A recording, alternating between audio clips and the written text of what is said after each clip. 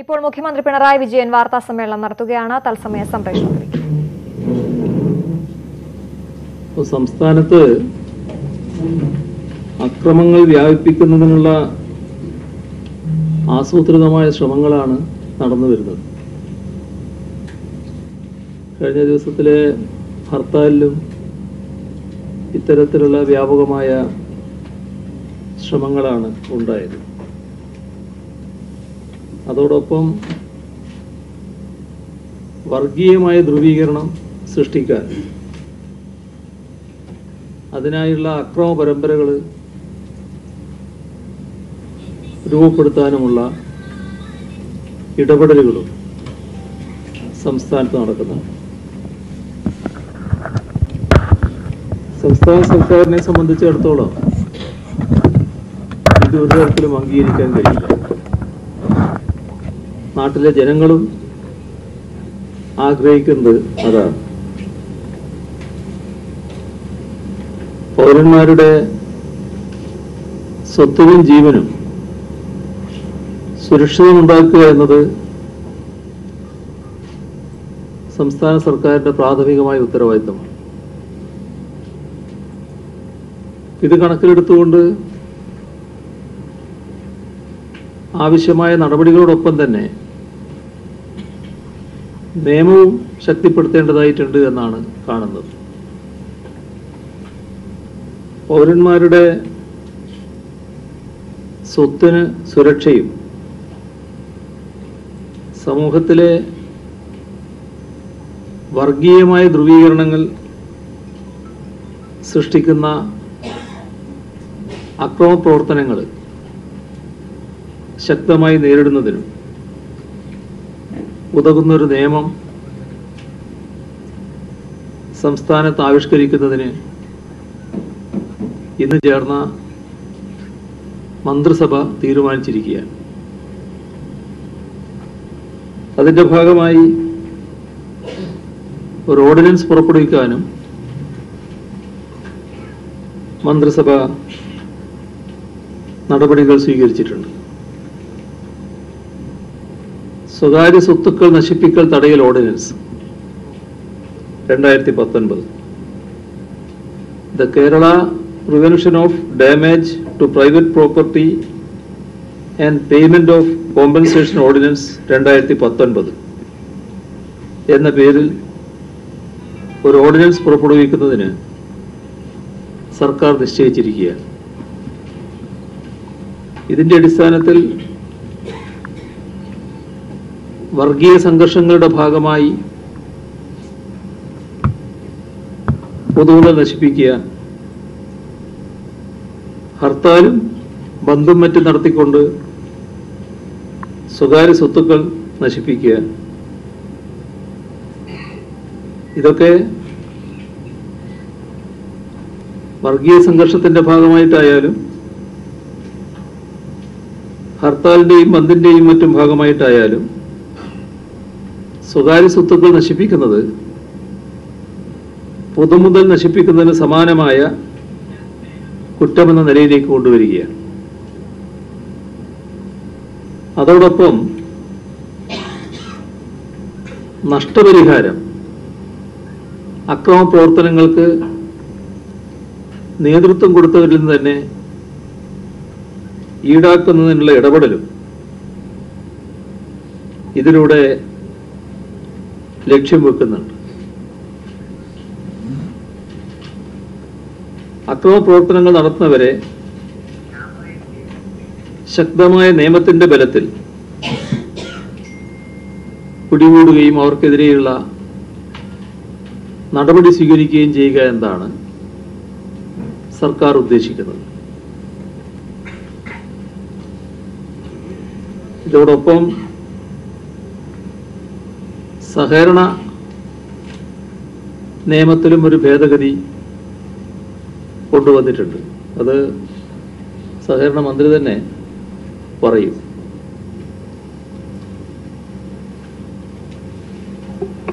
നമ്മുടെ സംസ്ഥാനത്ത് സഹകരണ ബാങ്കിനെയും 14 ജില്ലാ ബാങ്കുകളെയും സംയോജിപ്പിച്ച് കേരള ബാങ്ക് രൂപീകരിക്കുന്നതിന് കേരള സഹകരണ നിയമവും ചട്ടവും അനുസരിച്ചുള്ള നിയമപരമായ സംയോജനം, ലീഗൽ ഇൻ്റഗ്രേഷൻ, അത് അനിവാര്യമാണ്. റിസർവ് ബാങ്ക് കേരള ബാങ്ക് രൂപീകരണത്തിനായുള്ള തത്വത്തിലുള്ള അനുമതി തന്നപ്പോൾ മുന്നോട്ട് വച്ചിട്ടുള്ള 19 വ്യവസ്ഥകളിൽ 2 വ്യവസ്ഥകൾ താഴെ പറയുന്ന പ്രകാരമാണ്. ഒന്ന്, കേരള ബാങ്കിന്റെ രൂപീകരണ നടപടികൾ കേരള സർക്കാർ അംഗീകരിച്ച സംസ്ഥാന സഹകരണ നിയമത്തിനും ചട്ടത്തിനും അനുസൃതമായിരിക്കണം. 2, ലയിക്കുന്ന ബാങ്കുകൾ അവരുടെ ജനറൽ ബോഡി വിളിച്ചു ചേർത്ത് 3/2 ഭൂരിപക്ഷത്തോടെ ലയനത്തിനുള്ള ഒരു പ്രമേയം അവതരിപ്പിച്ച് പാസ്സാക്കണം. കേരള ബാങ്ക് രൂപീകരണത്തിന് റിസർവ് ബാങ്ക് മുന്നോട്ട് വച്ചിട്ടുള്ള ബാക്കി എല്ലാ വ്യവസ്ഥകളും പാലിക്കുന്നതിനുള്ള നടപടികൾ ഗവൺമെന്റ് ഇതിനകം തന്നെ സ്വീകരിച്ചു കഴിഞ്ഞിട്ടുണ്ട്. എന്നാൽ നിലവിലെ സഹകരണ നിയമത്തിലുള്ള 3/2 ഭൂരിപക്ഷം എന്ന വ്യവസ്ഥ എല്ലാ ബാങ്കുകൾക്കും പാലിക്കാൻ കഴിയാത്തതായിട്ടുള്ള സാഹചര്യമുണ്ട്. അതുകൊണ്ട് 3/2 ഭൂരിപക്ഷം എന്നതിന് പകരം കേവല ഭൂരിപക്ഷം, സിമ്പിൾ മെജോറിറ്റി എന്ന രീതിയിൽ സഹകരണ നിയമത്തിലെ സംഘങ്ങളുടെ സംയോജനത്തെക്കുറിച്ച് പ്രതിപാദിക്കുന്ന വകുപ്പ് 14 ചേർന്ന് 14A എന്ന ഒരു ഉപവകുപ്പ് സംസ്ഥാന ജില്ലാ സഹകരണ ബാങ്കുകളുടെ സംയോജനത്തിന് മാത്രമായി ഓർഡിനൻസിലൂടെ കൊണ്ടുവരാനാണ് ഉദ്ദേശിക്കുന്നത്.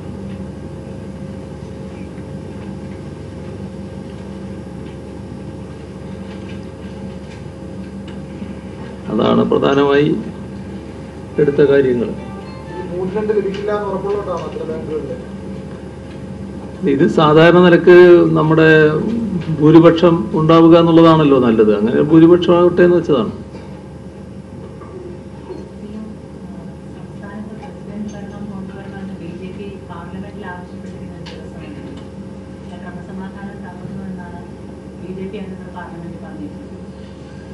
കേരളത്തിന്റെ ക്രമസമാധാനം തകർക്കണം എന്ന് RSSനും BJPക്കും വലിയ ആഗ്രഹമുണ്ട് എന്നുള്ളത് വസ്തുതയാണ്.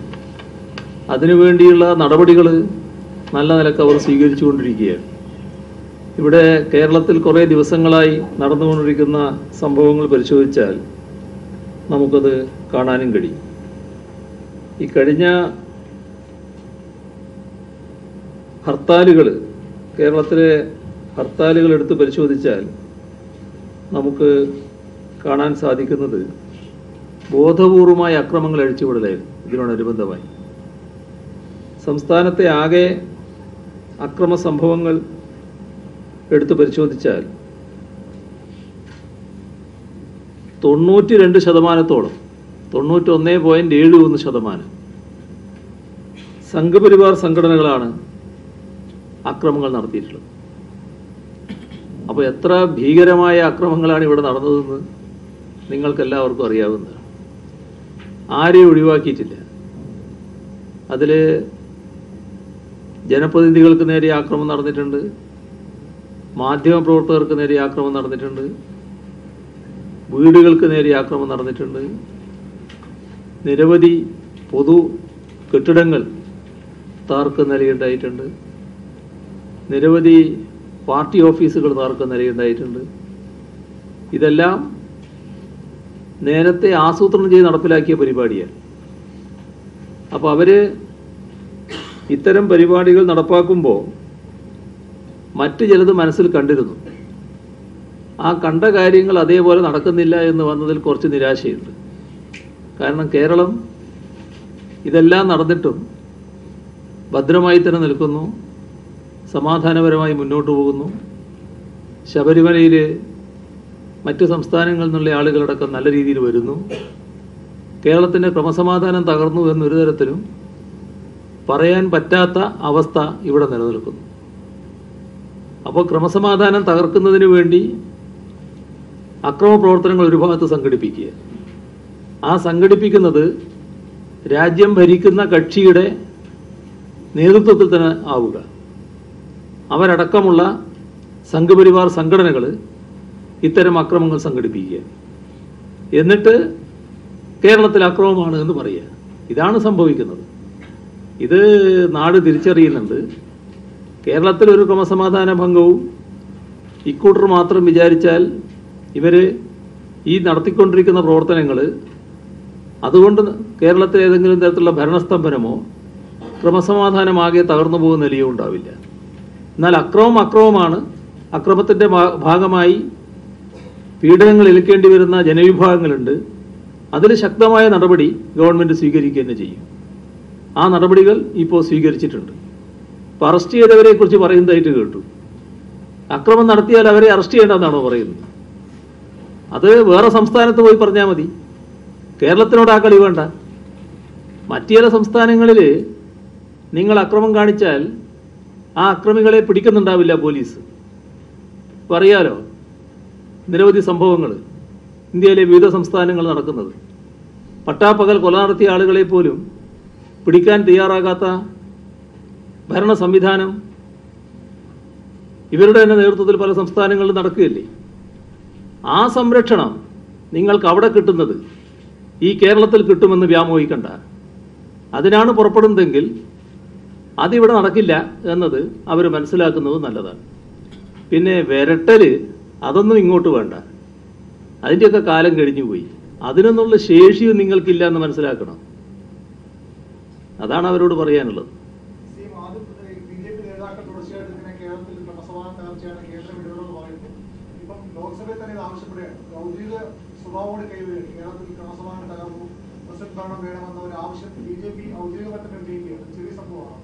എല്ലാം ലോക്സഭയിൽ ഉന്നയിച്ചു എന്നുള്ളതിന് തന്നെയാണ് ഞാൻ ഈ പറഞ്ഞ കാര്യങ്ങൾ. നേരത്തെ പറഞ്ഞത് വീണ്ടും ഞാൻ ആവർത്തിക്കേണ്ടതില്ലല്ലോ. ആ കാര്യത്തിന് തന്നെയാണ് ഞാൻ മറുപടി പറഞ്ഞത്. അതിനോടുള്ള സമീപനം എന്താണെന്നാണ് ഞാൻ വ്യക്തമാക്കിയത്.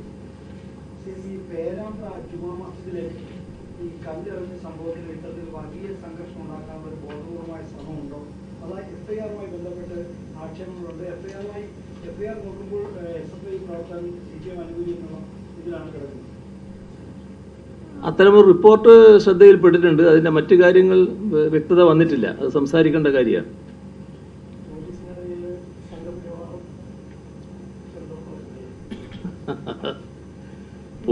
പോലീസല്ലേ, പോലീസായിട്ട് നീങ്ങണ്ടേ? അല്ല, അത് മുഖ്യമന്ത്രിയല്ലേ മറുപടി പറയുന്നത്.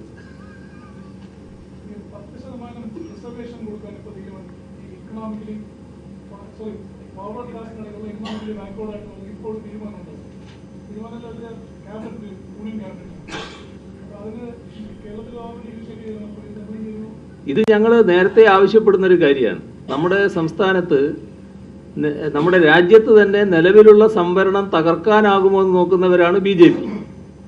അപ്പോൾ ആ സംവരണം തകർക്കാൻ പാടില്ല എന്ന നിലപാട് ഞങ്ങൾ നേരത്തെ ശക്തമായി ഉന്നയിച്ചിട്ടുണ്ട്. ആ സംവരണം സംരക്ഷിച്ചു പോകണം. എന്നാൽ ആ സംവരണം നിലനിർത്തിക്കൊണ്ട് തന്നെ നമ്മുടെ രാജ്യത്ത് മുന്നോക്ക വിഭാഗത്തിലെ സാമ്പത്തികമായി ദയനീയാവസ്ഥയിൽ കഴിയുന്ന, അതിപിന്നോക്കാവസ്ഥയിൽ കഴിയുന്ന ആളുകളുണ്ട്. അത്തരം ആളുകൾക്ക് ഒരു നിശ്ചിത ശതമാനം സംവരണം നൽകണം എന്ന് നേരത്തെ തന്നെ ഞങ്ങളെന്ന് പറഞ്ഞാൽ ഇവിടുത്തെ LDF ഗവൺമെൻറ് എന്നുള്ള നിലക്കല്ല, പാർട്ടി എന്ന നിലക്ക് നേരത്തെ ആവശ്യപ്പെട്ടു. CPIM ആവശ്യപ്പെട്ടിരുന്നു. ഇടതുപക്ഷ ജനാധിപത്യ മുന്നണിയും പിന്നീട് ഒരു ഘട്ടത്തിൽ അത് ആവശ്യപ്പെട്ടിരുന്നു. ഇതിൻ്റെ ഭാഗമായാണ് കേരളത്തിൽ മുന്നോക്ക വിഭാഗത്തിൽ 10% സംവരണം ദേവസ്വം ബോർഡിൽ കൊടുക്കുന്ന നില LDF ഗവൺമെൻറ് സ്വീകരിച്ചത്. അത് കേന്ദ്ര ഗവൺമെൻറ് നടപ്പാക്കുന്നുവെങ്കിൽ സ്വാഗതാർഹമായ കാര്യമാണ്.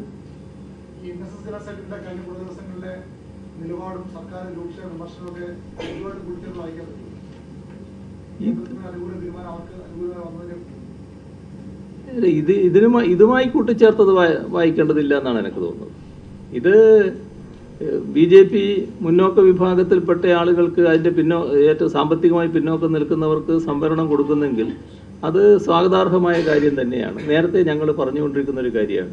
പക്ഷേ നിലവിലുള്ള സംവരണത്തിൻ്റെ മേലെ കൈവെക്കാൻ പാടില്ല. അത് അവർ നേരത്തെ തുടങ്ങിയതാണ്. അത് ചെയ്യാൻ പാടില്ല.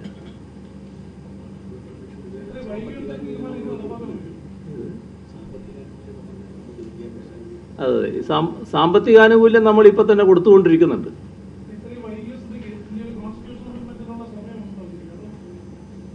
ഇത് തെരഞ്ഞെടുപ്പ് കണ്ടുകൊണ്ടുള്ളതാണോ അല്ലേ എന്നുള്ളത് നമുക്ക് കുറച്ച് ദിവസം കഴിഞ്ഞാലേ വ്യക്തമാവും. ഏതായാലും ഇങ്ങനെ ഒരു തീരുമാനം വരുമ്പോൾ നമ്മളെ പ്രതികരണം എന്താണെന്നുള്ളതാണല്ലോ നമ്മൾ വ്യക്തമാക്കേണ്ടത്. അത് നമ്മുടെ ഇതാണ് നമുക്ക് പറയാനുള്ളത്.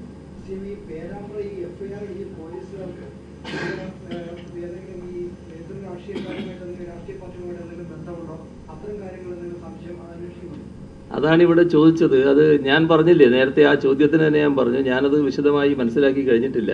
മനസ്സിലാക്കട്ടെ, എന്നിട്ട് പറയാം.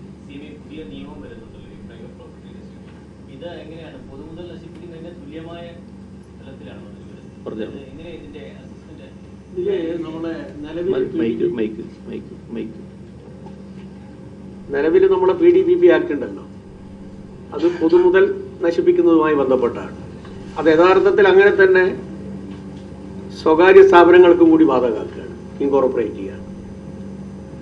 ഇതില് PDPP ആക്ടില് മന്ത്രിസഭായോഗ തീരുമാനങ്ങൾ വിശദീകരിക്കുകയായിരുന്നു മുഖ്യമന്ത്രി പിണറായി വിജയൻ. അക്രമങ്ങൾ വ്യാപിപ്പിക്കുന്നതിനുള്ള ശ്രമങ്ങൾ കേരളത്തിൽ നടക്കുകയാണ്. ഇത് വെച്ചുപൊറുപ്പിക്കില്ല. ഇതിനായി പുതിയ നിയമത്തിന് ഓർഡിനൻസ് പുറപ്പെടുവിക്കുമെന്നും മുഖ്യമന്ത്രി പറഞ്ഞു.